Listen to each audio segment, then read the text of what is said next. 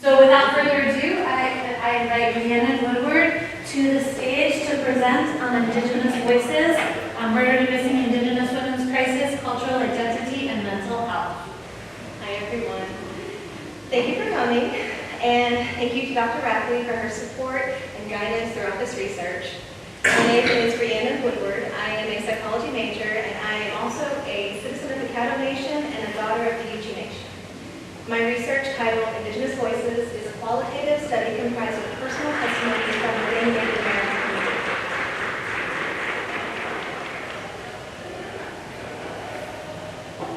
To get started, here's a quick overview of how we will be moving through my research.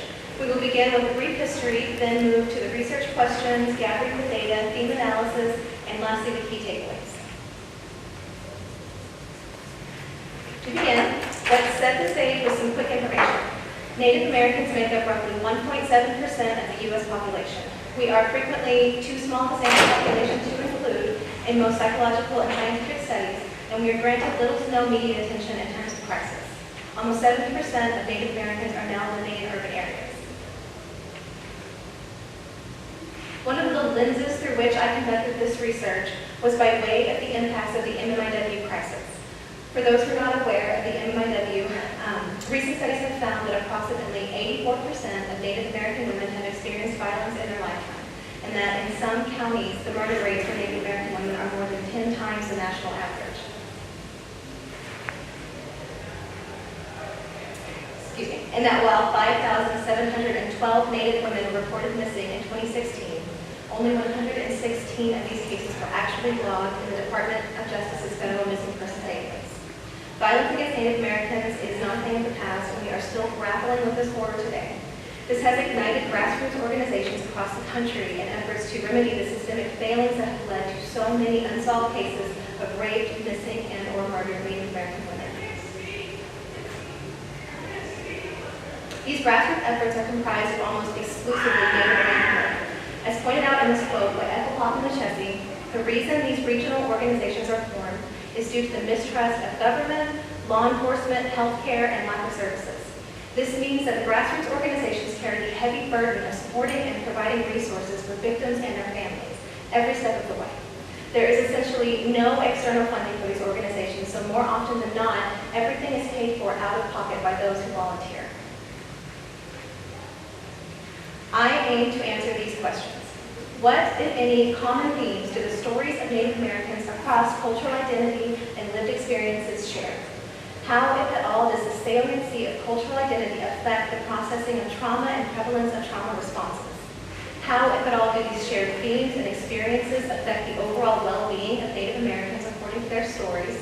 And how can these shared experiences inform culturally competent therapeutic care for Native Americans? Before we get into theme analysis, here's an overview of my research procedures and participants. Participants were required to complete an informed consent form and were given the option to remain anonymous. Permission was given for all names that appear, otherwise pseudonyms were assigned. One-on-one, semi-structured interviews were conducted by myself and included questions regarding cultural identity, spiritual and well-being practices, proximity to and effects of the MMIW crisis, and attitudes regarding mental health services. The interviews were recorded for transcription purposes and ranged from 20 minutes to 2.5 hours in length. After the interviews were completed, participants were compensated with a $20 gift card. This study included 23 participants, of which 18 were female and 5 were male. 4 participants lived in Oklahoma, 1 in San Antonio, and the remaining 18 in the Dallas-Fort Worth area. 20 tribes were represented in this research. Some were more well-known, such as Cherokee, Choctaw, and Comanche, and others were perhaps lesser known, such as Yuchi, Tunica, Biloxi, and Hualapai.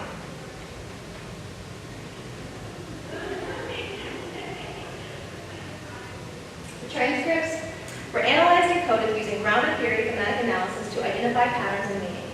5 overarching themes were identified: mental health and wellness, cultural identity, the MMIW crisis, distrust of the police, and community. Moving forward in this presentation, I will be sharing direct quotes from the interviews. I will provide context and data that was collected for each theme and the codes within, but the intention for this research was to provide these participants the opportunity to share their experiences in their own words. The first identified theme in this study was mental health and wellness.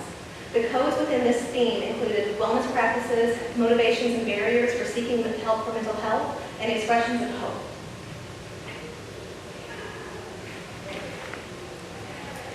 The code for wellness practices included specific Native American spiritual or ceremonial practices such as dancing, singing and praying to Creator, communing with nature, being in community with other Native Americans, sweat lodges and ceremonies, and smudging, as referenced here by Jody. For those who engage in what is referred to as Native American spirituality, praying to Creator is often foundational for spiritual practices. A few participants did share that they instead practice Christianity or Catholicism, and while the history of the Catholic Church and Native Americans is a topic that deserves deeper analysis and critical discussion, the intention for this research was to focus on primarily Native American aspects of wellness. A few participants chose to reference these religions, though, when discussing their own spirituality, as a means to provide context for others to understand. And I found this to be an interesting frame of reference tool on their part. As we see here with Michael, comparing sweat ceremonies to Catholic confessional, and Ashley likening grounding to nature, grounding in nature to church. The next code was motivations for seeking help for mental health and wellness. 83% of participants responded positively to utilizing services like counseling or seeing therapists, either for themselves or for their loved ones. And while this is an encouraging number, I do want to add that a few participants specified that while they did not feel that they needed to utilize these services for their own benefit, they were encouraging others to seek help. And in this quote, Jeremy recognizes multiple aspects of generational trauma, which would be difficult for non-native therapists or therapists without cultural competency training to address, such as assimilation, native boarding schools, and ICWA. 30% of participants mentioned the need for more representation in mental health through either more Native American counseling and therapists, or at the very least, cultural competency and awareness of culturally specific trauma in these spaces.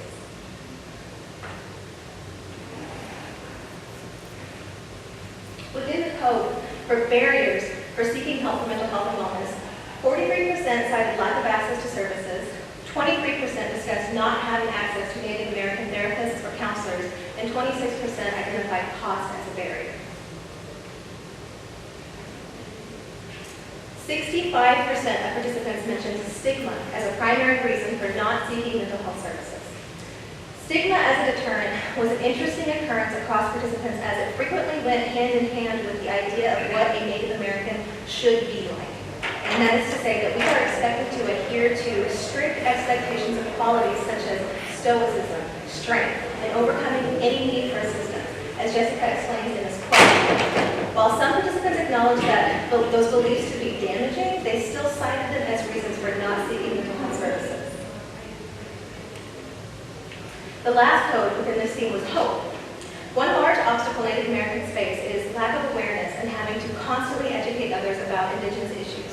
However, 87% of participants expressed feelings of hope, with many specifically mentioning the increase in awareness and willingness to provide help and support for the larger population, as Diana shares here.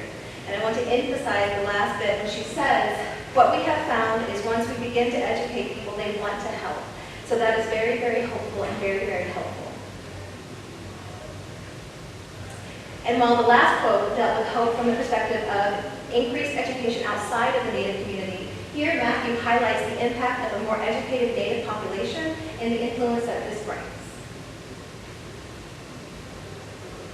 The next theme was perhaps the most anticipated.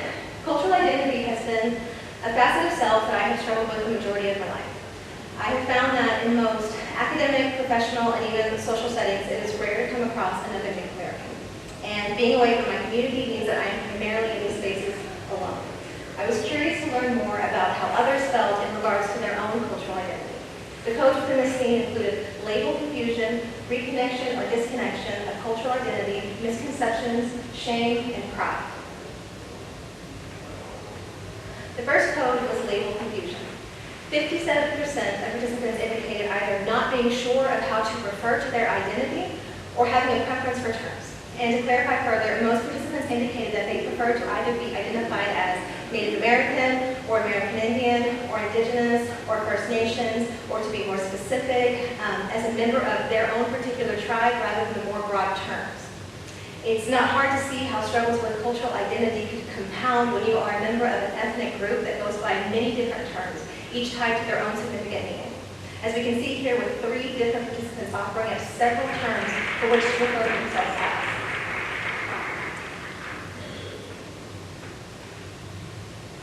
And 57% of participants shared that they were either on the path to reconnection or that they had experienced disconnection from their cultural identity at some point in their life.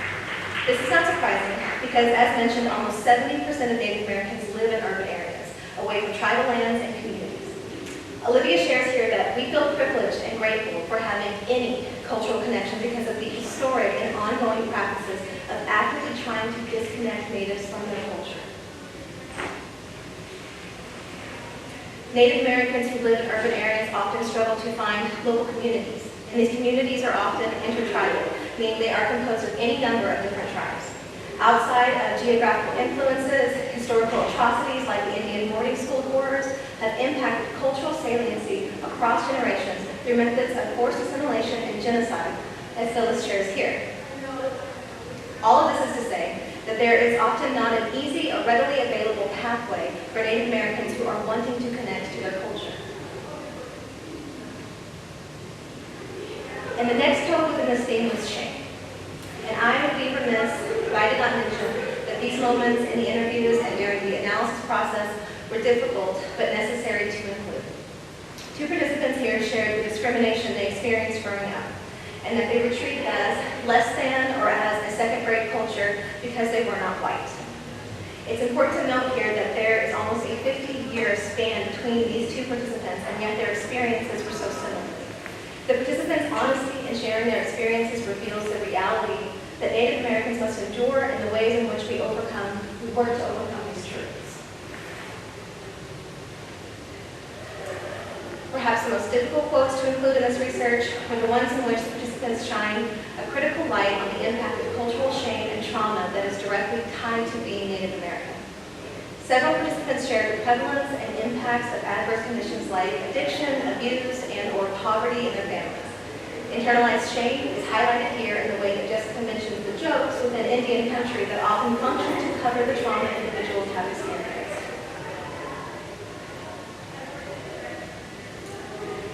And the most shocking testimony that speaks directly and explicitly to the need for cultural competency within our healthcare systems came from a participant who shared that in response to her suicide attempt, the doctor who was treating her during her recovery told her that, yeah, it's pretty common for Native Americans to commit suicide. And let that sink in for a moment, that we have nonchalant healthcare professionals being almost dismissive of the severity of the circumstance and accepting suicides of Native Americans as commonplace. Participants were also asked about what they felt were the most common misconceptions about our people. 26% mentioned the notion that we no longer exist. 39% said the stereotype that we are all alcoholics or drug addicts. And 48% mentioned the assumption that we receive everything for free.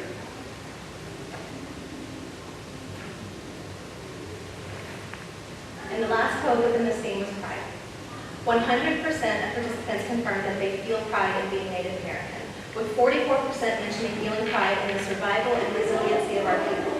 As Christy shares, that we are such a small portion of the population and have survived through so much and continue to connect as a community is a testament to just how proud we should feel, using the word special several times.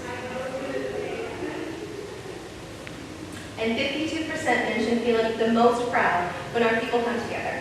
As Phyllis explained here, a great source of cultural pride for her comes from the collectivism inherent within our communities, our ability to unite from different tribes with different cultures to impact positive change for our people.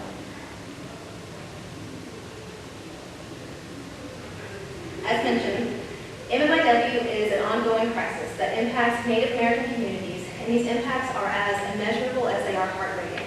To better understand the effects of this crisis, participants were asked questions regarding the history of and contributing factors for the crisis, as well as related feelings. The codes included in this theme were understanding of the history of the crisis, hopelessness, frustration, feelings of invisibility, and proximity to victims and survivors of abuse. 43% of participants explained that this crisis has been going on for much longer than most people know, and that its origins can be traced from the first instance of colonization, as Stephen explains here.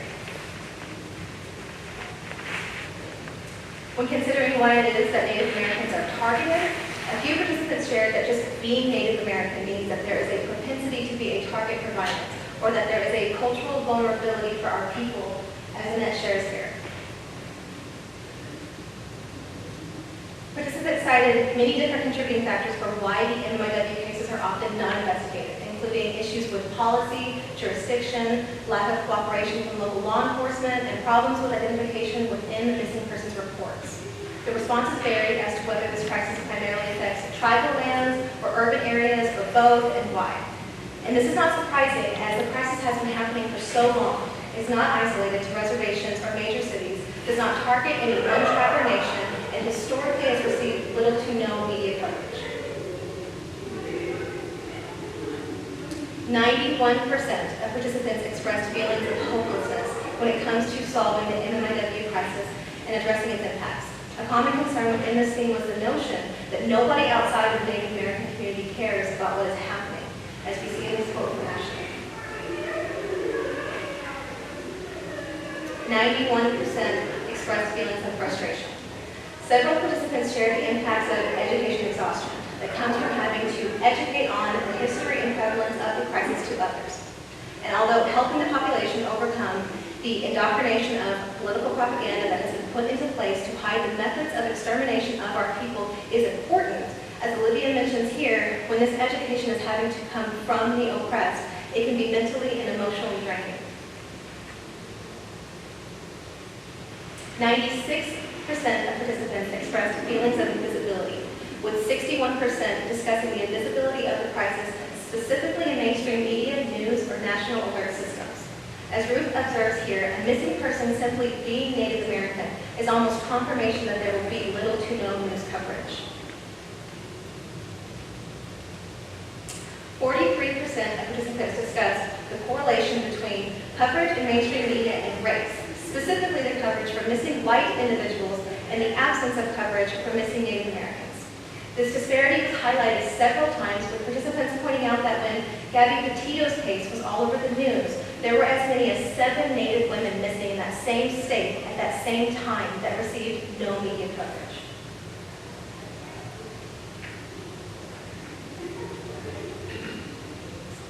Another participant, who preferred to use a pseudonym due to their line of work, shared their experience while working as a special agent in the violent crimes for the FBI. This participant described the discrimination and disparity they witnessed firsthand during this time. In this quote, they explain a particular case that clearly illustrates this, in which 2 Native men were missing, but all resources were redirected to a missing persons case for a white woman instead, saying, quote, "Suddenly they sent 40 agents and support employees. They sent a plane. They pulled me off of stuff on the reservation to help this blonde lady that had disappeared. But nobody came out to help me with these Indian guys, even when I found the bodies." And the last code within this theme was proximity to victims or survivors of abuse. 91% of participants confirmed that they have a connection with a victim or survivor and/or are a survivor themselves. And several female participants disclosed that they are survivors of abuse, along with other members of their own family. And a few participants shared their experiences with survivors of abuse while working within an MMIW organization. This speaks to the need for mental health resources because these volunteers have direct experience with human trafficking themselves and are the ones attempting to administer help and provide resources to others. These people are in the trauma while trying to address the trauma, and this is a very specific situation that you wouldn't find in most other organizations. And while distrust of the police was initially a code within the MMIW theme, as seen here in this quote, it quickly emerged as its own theme across the interviews. 74% of participants shared that they either felt reluctant or would refuse to reach out for help from the police, or that they had had problems receiving help from the police in the past. Reasons for reluctance or refusal to reach out included negative experiences, distrust in the capabilities of the police, general fears, and concerns of putting themselves or others at risk in doing so. A few participants shared their personal experiences, as we see here with Phyllis's quote, expressing her mistrust that comes directly from her past encounters with law enforcement. And a few participants shared their concerns regarding the treatment of Native Americans by the police. Tana explained that this has created a cyclical, toxic relationship where the police cannot be trusted to fulfill their duties, and Native Americans would not extend that trust at this point anyways because of mistreatment. Turning to the community for help, comfort, and connectivity was also revealed to be a major theme in this research. This is not surprising, as Native American community dynamics are typically composed of a multitude of tribes. Community events are often a regular occurrence, and creating a familial structure the Native way is a practice that many Native Americans are familiar with. 91% of participants discussed some sense of community in their interviews, with some participants referring to community needs and strengths, and others associating their sense of belonging within the community with aspects of their own identity, like cultural connectedness and family frameworks.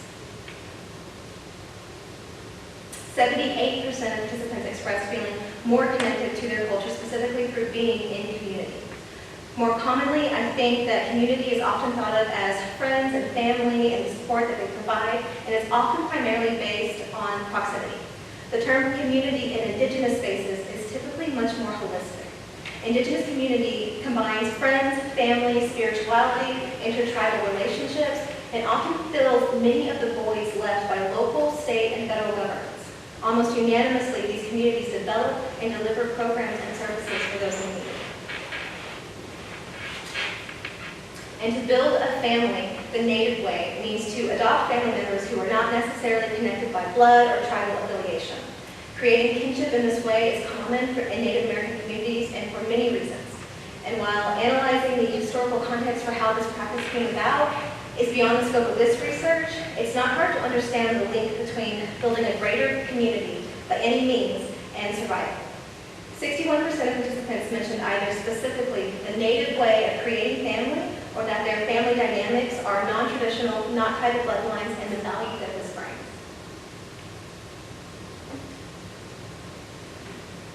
And finally, a few key takeaways from this research. Native Americans are often not the focus of research studies, and this lack of inclusion in scientific data has resulted in a gap for culturally competent mental health services. There needs to be more research, more funding, and more opportunities made available to both develop these services and encourage and support Native Americans to pursue and achieve careers as therapists and counselors. There needs to be funding made available to assist NMIW organizations in not only the work that they do when supporting victims and their families, but also to provide services that would benefit those working within the organizations as well. And there needs to be better and more meaningful efforts made for information extended to Native American communities from government services, including healthcare, welfare, and in particular, law enforcement, with the intention of improving the existing strained relationships and addressing the mistrust that currently exists as a barrier for access.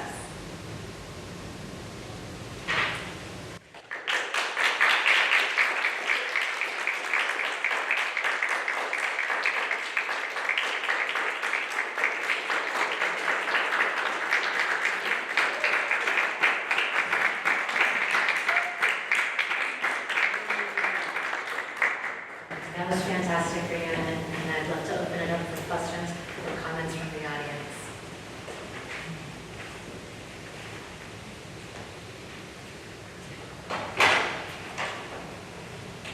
First of all, thank you for educating us. I think that's a good question, because we're all being educated right now. How do you plan on taking this back to your community? Because the Cattle community is that's East Texas, right? Actually, my tribal community is up in Oklahoma, but my native community is primarily in DFW for myself.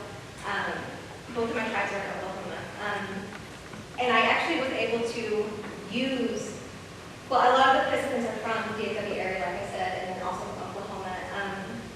Providing this kind of data, I'm hoping will help them push for the services that they need and that they're looking for. Like I said, Native Americans are not included in these kinds of research at all, so there's not really quantitative data that they can point to when they need things.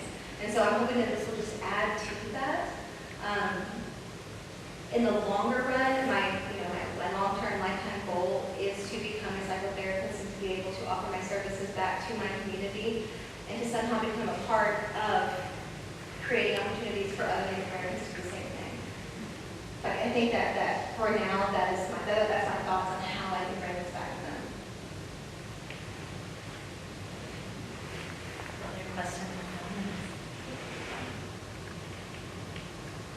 I would just like to say I'm so impressed with your research and also the way you presented it. And you're very, I can tell you're very talented and skilled with analysis and presenting it. And thank you for the research and for sharing it with us. And I think I'm sure make you a fantastic psychotherapist. You'd also make you a great professor, just saying. Other people. It just seems like you have a real, I don't know, it's like, I could see you, if you're going to grad school in 5 seconds, I would be surprised. So Thank you so much. yeah, but let me give people one more chance to see anything. All right, well then let me please invite Katie Rackley up, Dr. Katie Rackley, who is the mentor to Rhiannon, and we'll get to be so then if you'd like to come down, then Katie can give you your words. First of all, I just want to say that Rhiannon's project is such a huge undertaking. Like, to interview this many, to contact this many people, to interview them. Even like academic folks often shy away from this research because of the amount of time and mental effort that it takes to conduct this. So this is a very impressive, and I'm so sorry, I'm tearing up because I'm so proud of you. But it's a very impressive undertaking, and it just speaks to your academic ability. And I'm so happy that we met in our Harry Potter class. You are to also say that you are one of the most outstanding students that I've ever worked with is still an understatement. I think for your personality, your academic talents, just your care for social justice and for your community. But this has been really important work to bring this information to the forefront, and I think that you've blazed a bold and vibrant trail here at St. Ed's, and I think you've made it a lot easier to, one, bring this information to a wider audience, but for others to do the same. And so you've made an amazing impact here, and we are going to miss you. And I just hope, I will say, I did very little work for you. This is her. I was like, let me give you resources. Let me help you. Here is the theories we look up. You did most of this yourself, but I hope that those resources and helping you to do this work and this advocacy, and that you're not alone. I just love it. My goal. But I am so proud of you, and we are all so proud of you. Congratulations.